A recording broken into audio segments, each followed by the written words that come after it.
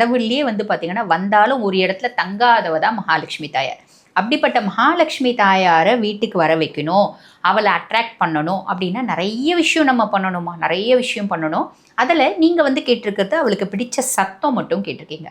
அப்போ நம்ம அவளுக்கு சத்தம் அப்படின்னும் போது அலைகளோட ஓசை சத்தம் அவளுக்கு ரொம்ப பிடிக்குமா. இதை நான் சொல்லலை, அவளே சொல்லியிருக்கா.